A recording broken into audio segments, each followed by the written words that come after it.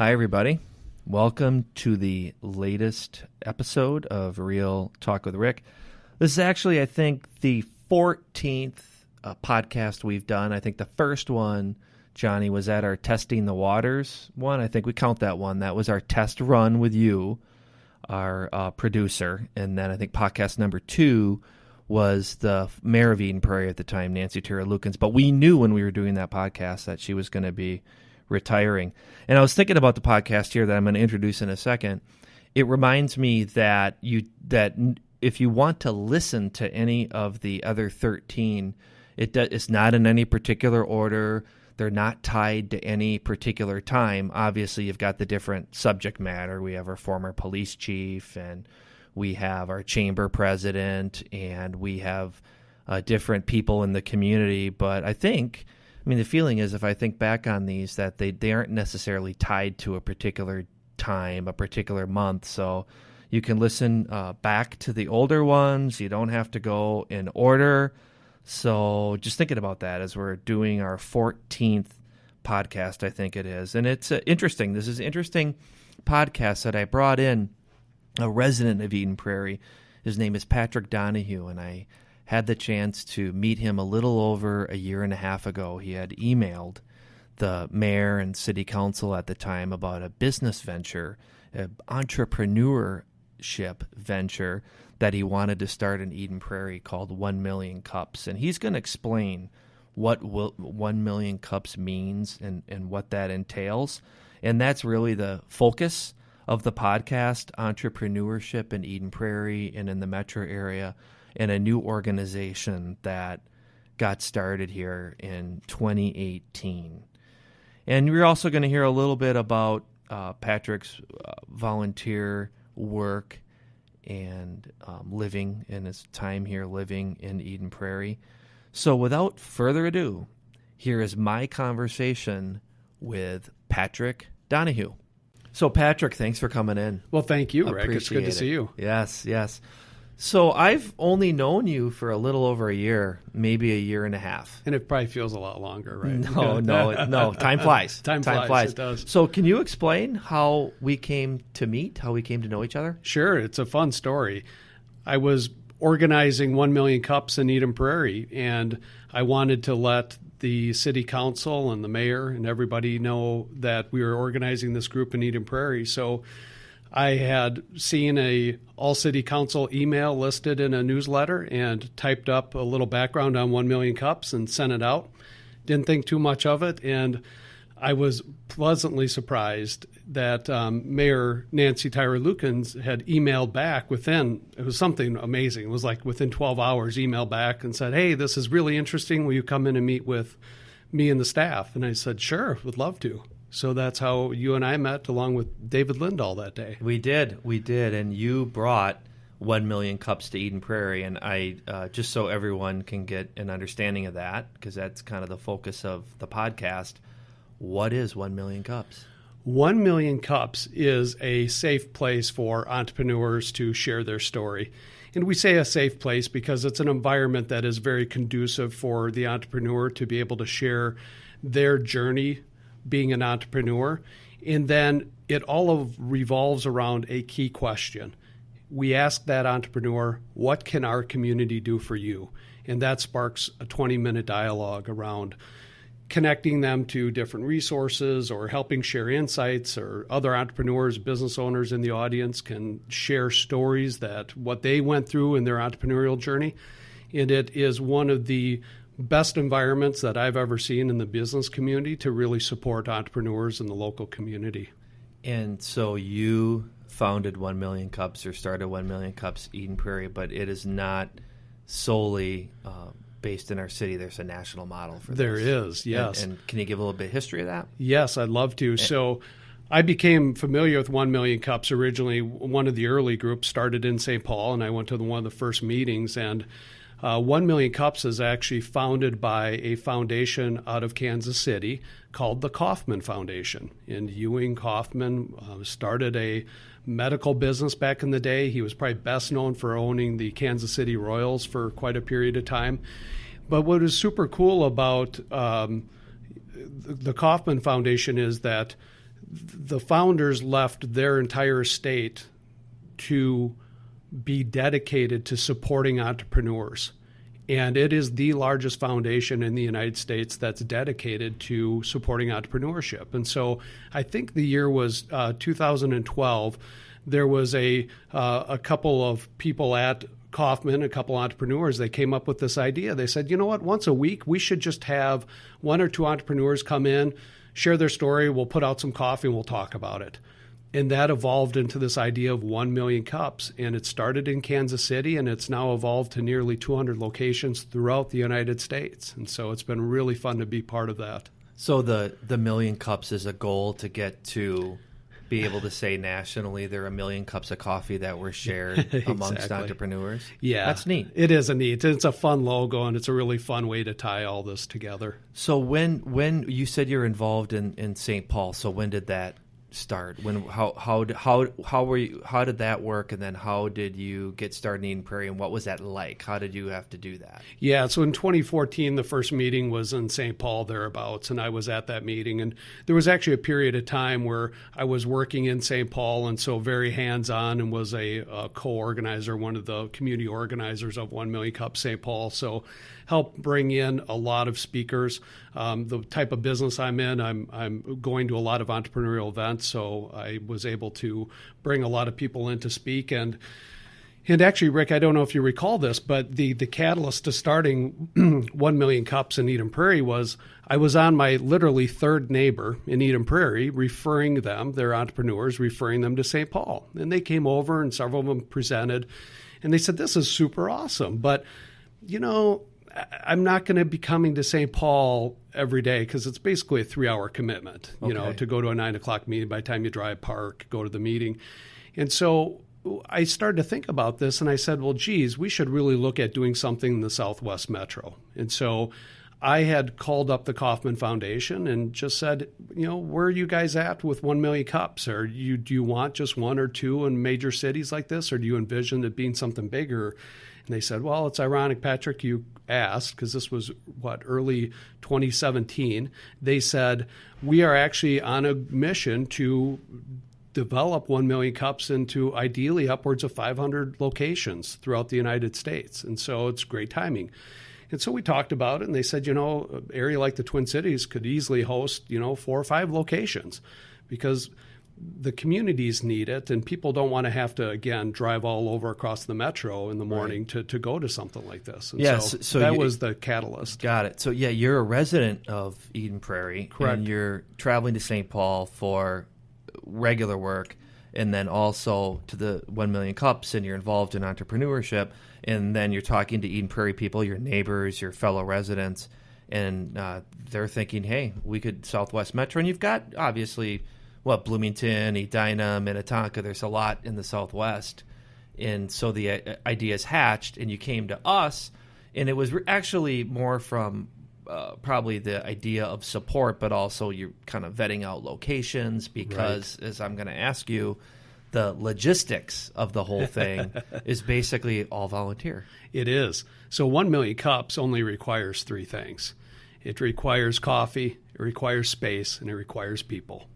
And so I knew that if I could find a couple of places to host the space in Eden Prairie, and if I could find somebody to give us the coffee, I could pull the people together. And I had the people all pulled together. And so that's when the rubber really started to hit the road in 2017 to make it a reality to launch it in early 2018.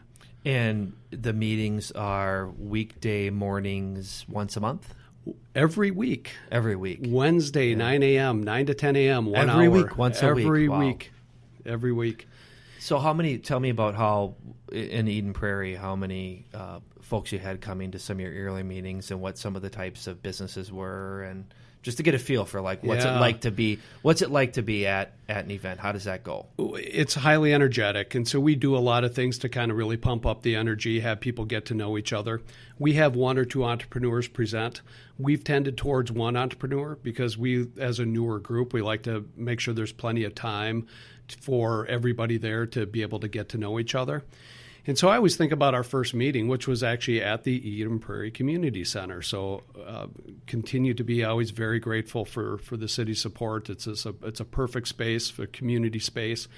And it was a Eden Prairie-based business. Andrew Jones with ARC Technologies, who came in and presented, and he's won a number of awards. And so that was very well attended. I think we had, at least 30, if not upwards of 40 people that day. And the energy was very high. There's a lot of excitement. We gave everybody a coffee cup that morning that attended, and we kind of built our base of support. And ever since that day, we've had anywhere from a dozen people to upwards of 60, 70 people come to these meetings, and it's been a terrific experience. That is incredible. And it may be some people that might come once or twice a month, every single meeting. How does that? It's not like you have a member. Like there's no membership. That is what is beautiful and that's why I personally love it. Is we have no checkbook. We use the name from the Kauffman Foundation, so we don't charge any fees. There's no memberships, and we don't collect data. So we don't.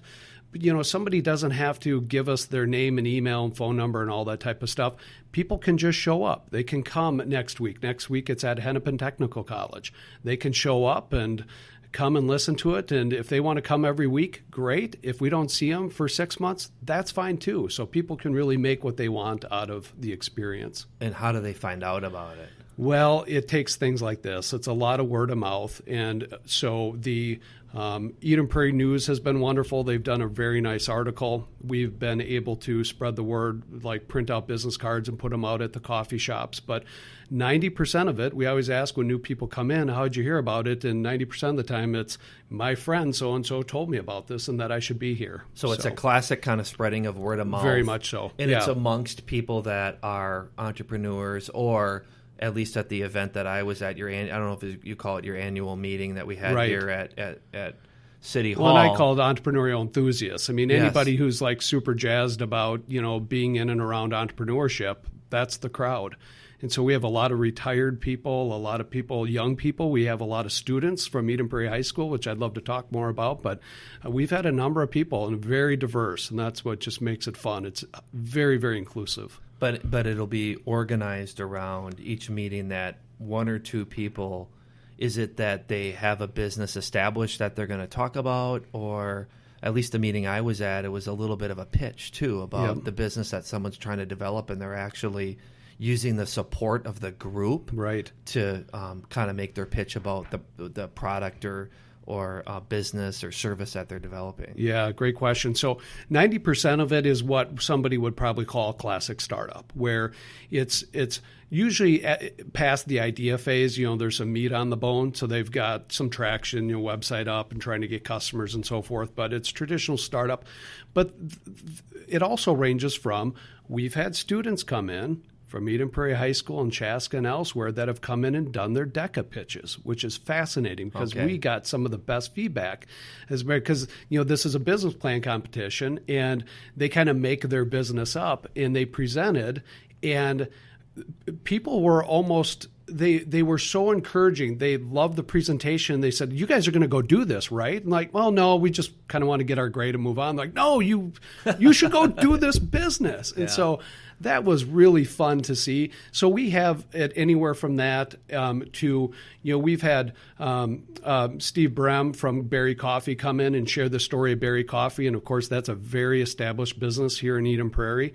And so we've got a number of presenters who've come in that run multi-million-dollar businesses.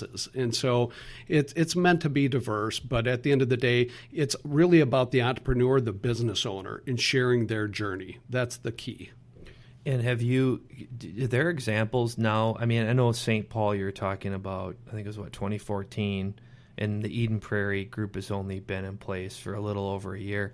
But do you have examples already of maybe people that were at the really early stages of a business and you got to hear from them through 1 Million Cups, and you've kind of watched or seen a new business develop? Do you have any examples? Oh, yeah. So one of my favorites, actually, Eden Prairie resident has a company who came in and presented, and it actually is it's around shipping and logistics. And so he went on a road show He presented here, he presented in St. Paul, but then I helped him connect and understand the 1 Million Cup network. He went and presented to a lot of the port cities along the Mississippi River, because that's what his technology was tied in to do. It's kind of like an Uber for barges.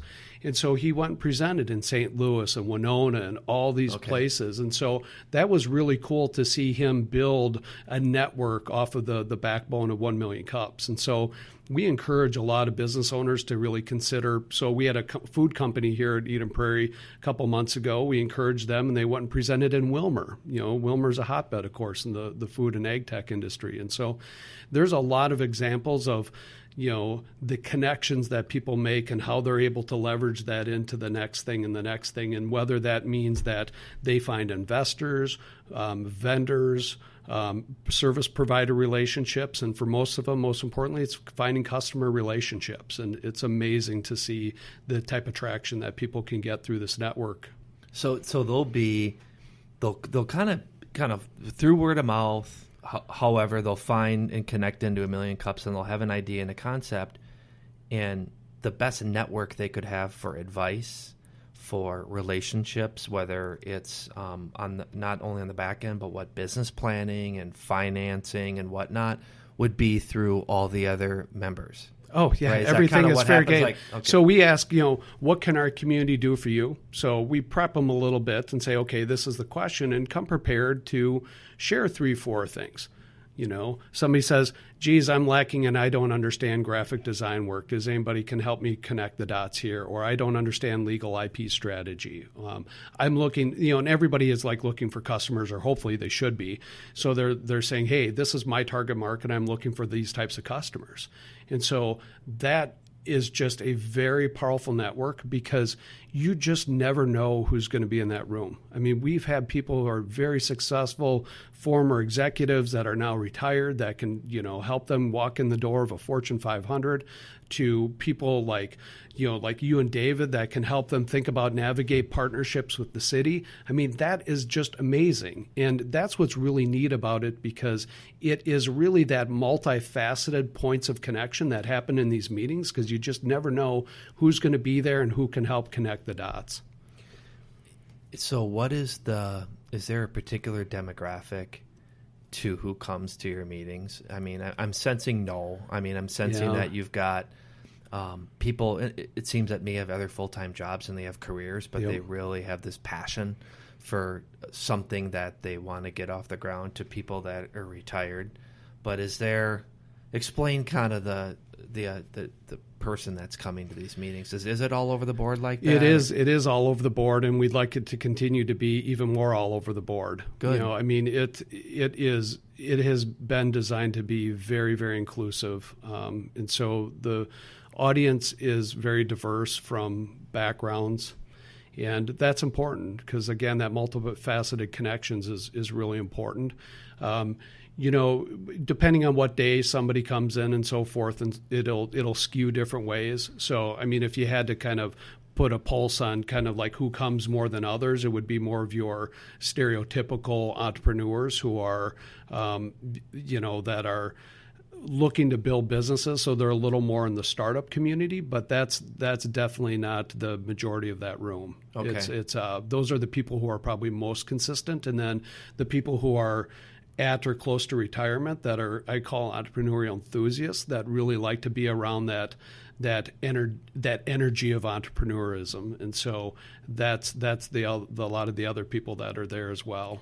Well, the people that are entrepreneurs or have been for a while and want to be near the energy, what else has there been in the Twin Cities before 1 Million Cups? Is there like an entrepreneur network, or how were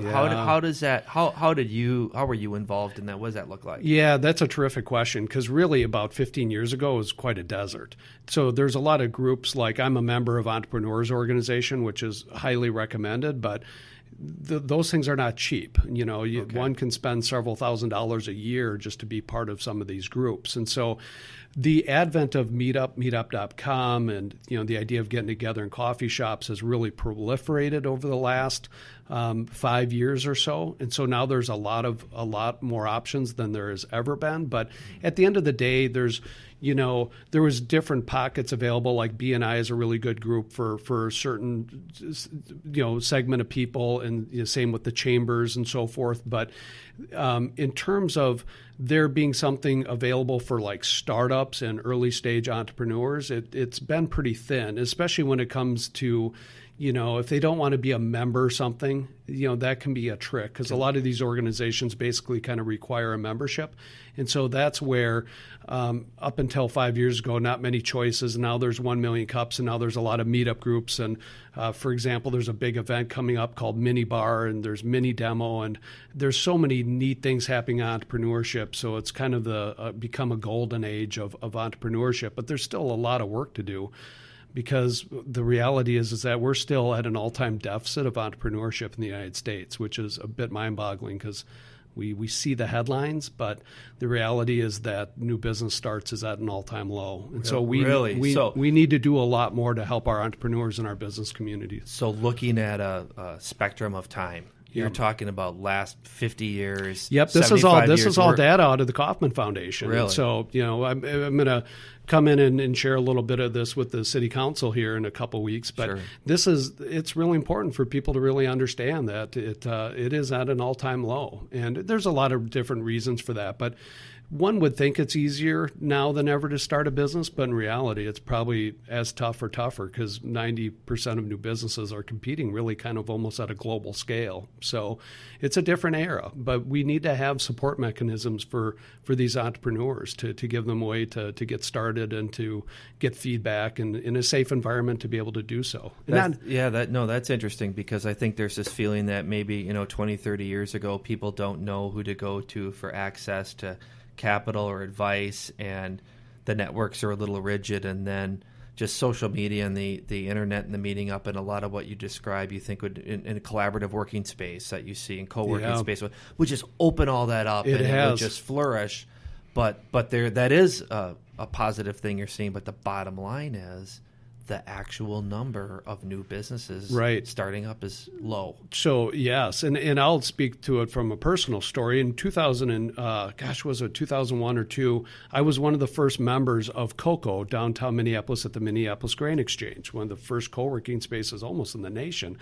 And I was really amazed that how, I should say 2010, but 2010-11 when COCO opened up. But they had an accelerator in their Project Skyway at the time, and being through that whole start of that co-working era, at the end of the day, it took me a couple of years, but I looked back and I said, you know what? I really didn't see as much new business starting up that I would have thought. It felt like, there's a couple dozen, but in a city like Minneapolis, you think you'd be, in retrospect, I thought, geez, I should have probably been seeing more like hundreds. And so, I think that's the perception. It is the perception. Right? I think that's what I would think, and most people think. Yeah, because that's what kind of the media, you read the headlines that there's all these cool things happening, and there are, but the reality is there's not as many people that are able to do it. And there's a lot of issues. One thing that's personal to me is that one of the things I think we need to be talking a lot more about is student debt. It's really become a huge issue. So there's a lot of young people who frankly can't afford to be an entrepreneur, and that's really sad and it's scary. Yeah, and I think it takes kind of a risk-taking mindset as well. Yeah. So I've kind of come out of the mold of I'm going to school and I get a graduate degree and I need like a job, and a career, and just it's a scary thought of just the risk nature of that. I mean, I just applaud people for kind of putting themselves out there, but you're right. If you come out of school with tens of thousands, if not in some cases $100,000 of debt, that's crazy. You have to go get a job, and you really kind of have to get like a corporate job.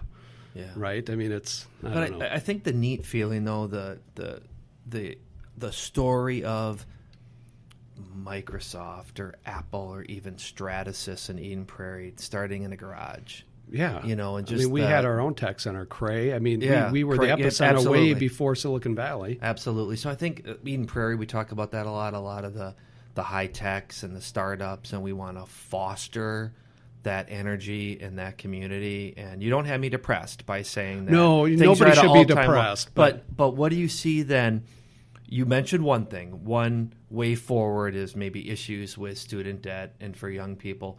What else do you see, Patrick, that needs to be done? Maybe barriers reduced or obstacles taken away to help entrepreneurship? What else is there? Well, I think it takes the conversation and a tip of the hat to Eden Prairie. I mean, the Eden Prairie High School is doing a tremendous job from what I've seen around, we put up a table of 1 million cups at the Eden Prairie High School Career Fair back in June. And it was a tremendous success. Awesome. We were able to tap into several inventors, actually, that come to our group, and they put up tables as well. And they were jammed. According to them, I think they had said they had talked with upwards of 100 students. And so catching students and young people at the right time to say, this is an option. You could be an inventor. The gentleman who invented the weed whipper and all, he has over 200 inventions to his name. He was at the Eden Prairie High School. Bob Albertson. Yeah. And his stories are amazing, but to have him come in at 80 years old and to say, you can do this, because he invented the A-track when he was 17 years old. And to see that and to inspire young people to say, you can really think about other ways that you can go build your life and your career. You don't necessarily need to go get a traditional job. Sure. And that's a scary message for a lot of people, especially in the great state of Minnesota. But that's the reality. We need people to be those innovators, inventors, entrepreneurs. That's good. And what do you see the next 5-10 years? Do you see... Is it still just St. Paul and Eden Prairie that have the Million Cups? Are there more coming? Yeah, great question. So the Midwest, because Kaufman being in Kansas City, we're one of the most robust areas because of what we did early on in St. Paul. We were the catalyst to help getting 1 Million Cups started in Willmar, Eau Claire, Wisconsin, Rochester, Minnesota, Mankato. And so there are more and more popping up. And now Minneapolis has one. So there's a St. Paul and a Minneapolis group, which is great. We just need more of this because it just increases awareness. And so to your question about 5 years out, I don't have any big goal other than to continue to be doing this and to surround it. It's truly a community asset. So I helped organize it, but I also have 12 other co-organizers, so I can go away for a couple months and this thing keeps going, and that's super important. And we just need to continue to build upon it. And so there's these resources and points of connection for entrepreneurs in our community. That's good. Well, I applaud you for the city that you live in getting something like this going. And without a doubt. I think it's something that we need, and so it's great that you're spreading that. And also, talking about having just known you for the last year and a half too, you also are you're engaged in your community. You joined our first ever city government academy. Yes. So you got involved in that. So that was and a big reason why is because a huge thank you to the city and to Nancy for emailing back so quickly. But that was just one of the most pleasant surprises I've ever had. I don't know a lot about city government, and then when I had the experience getting to know you and Nancy and David Lindahl, and then I saw that there was a posting about this government city academy, I thought Eden Prairie is amazing, and I kind of want to understand how this operates and how it works and how these things are tied together, and here's a great opportunity. So I applied and somehow was selected, and so I had a tremendous experience, and it's been terrific. Good. Yeah, you were part of a new thing, and I'm sure we'll talk about this in future podcasts. It's City Government Academy, where we open it up to about 25 residents to kind of take a more in-depth look at the operations of the city, department by department, 6 evenings over kind of spring into summer. So the second one is starting. We've got our full list of people for the event that's starting at the end of this month, but we'll be recruiting for another class in the future, and maybe we want alumni to come back. Yes, I'd love to. And anybody that's listening to this and you're in Eden Prairie or tied to Eden Prairie, apply, try to do this. I was not so sure about it, and I got a lot of flack from my family because I'm an adult leader in our Boy Scout organization, our troop, and then it was a spring event, and so I was a coach for my son's U12 baseball team, and so we literally gave up I gave up a couple of nights of coaching baseball games to be here for those. And so I told the family, I said, trust me, I want to check this out and I want to be part of this. And so we did it. And I just was so happy I was part of that experience. And not to keep going on, Rick, but what blew me away, and I've said this to you a couple times, but I thought for sure this was some national program. I thought it was something that somebody else had put together, and it was a canned deal that Eden Prairie was just plugging into. I was, and still am, shocked that this was put together by you and by the city of Eden Prairie and all the wonderful people here, and you guys just made it happen, and it was an unbelievable high-impact series of meetings. And so kudos to you and everybody for pulling that off. Well, thank you. And we didn't even practice that before. You did that on No, your own. no. That was nice of you. I did not pay No, you for that. you did not. But no, I thank would say you. that to anybody. We love talking about what we do. We just love to educate people about how the city works. So thank you. I'm happy you enjoyed that.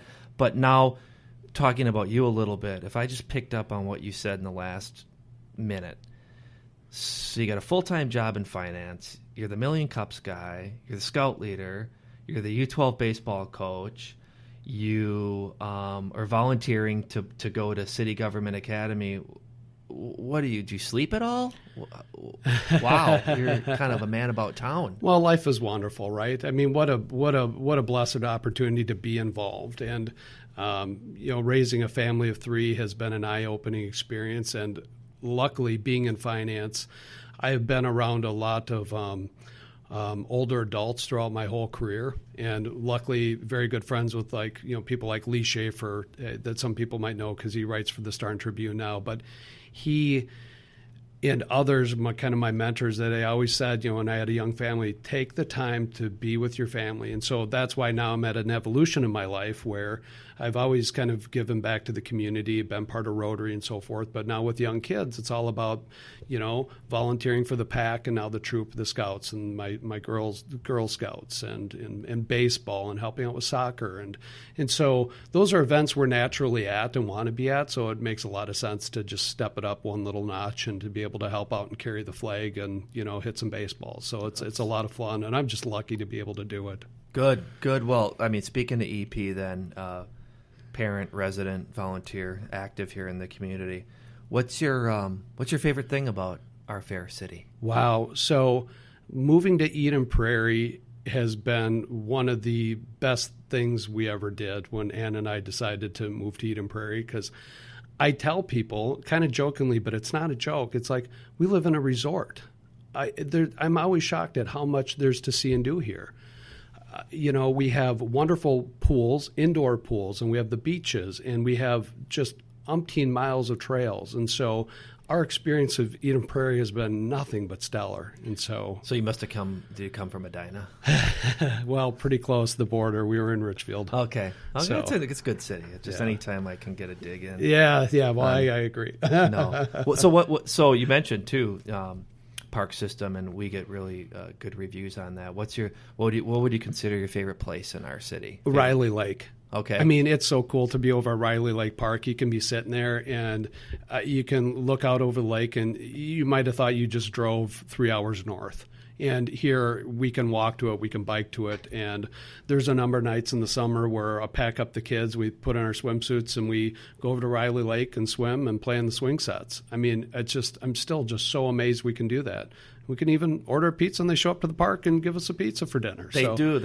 It's great. They deliver it there. There's some upgrades that were done too with the amazing boat launch. If you saw that. Oh yeah, because we're avid boaters, so we gladly pay taxes and chip in wherever we can to support that stuff. Because yes, we are avid users of that boat launch. Use the lake. That's good. That's good to hear.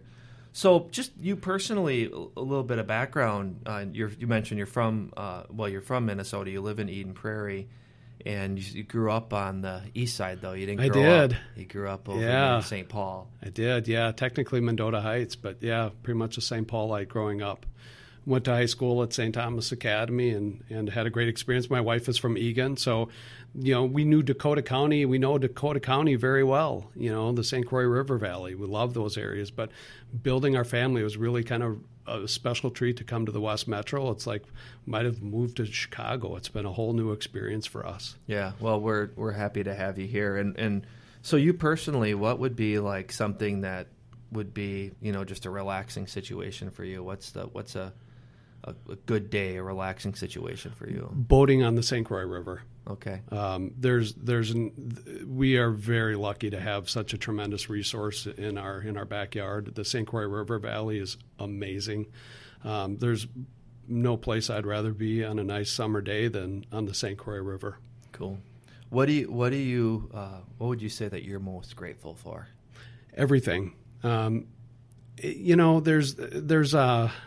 There's all the very obvious things. I'm so grateful for my wife Ann and my children, Ryan, Brooke, and Caitlin, all of that. But what's really interesting about just my personal journey, if you will, over the last few years, but I've really come to that point to just realize how kind of amazing everything is, and just kind of building that daily gratitude into everything I see and do.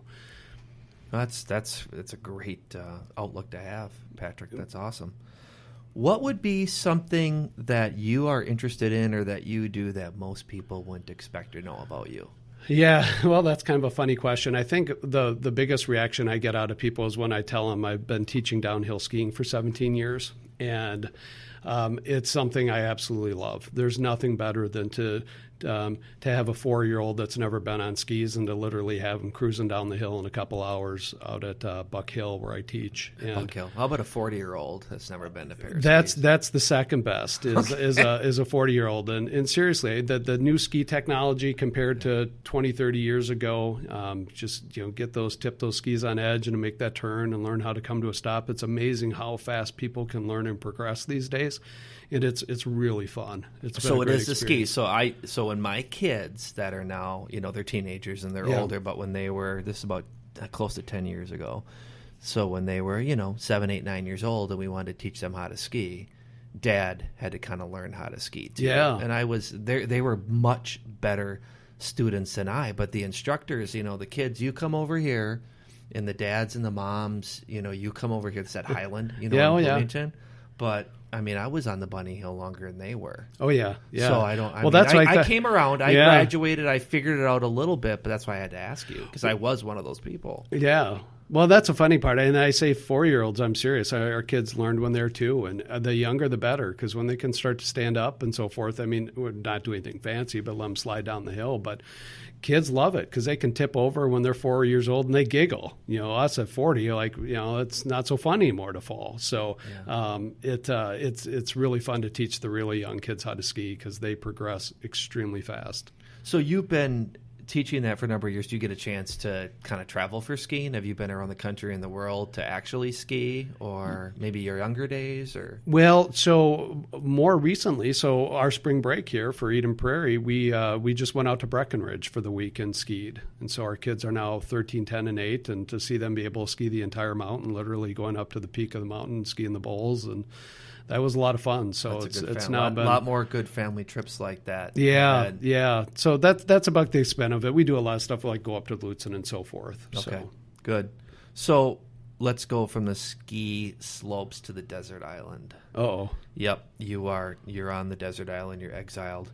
What 3 things would you bring with you? And you can't do what our last podcaster said, and that's I'm going to bring a boat to leave and a way out. That doesn't count. You can't do that. Well, I'm going to assume I have some water and food, right? Because that would have to take up 2. You should never assume anything.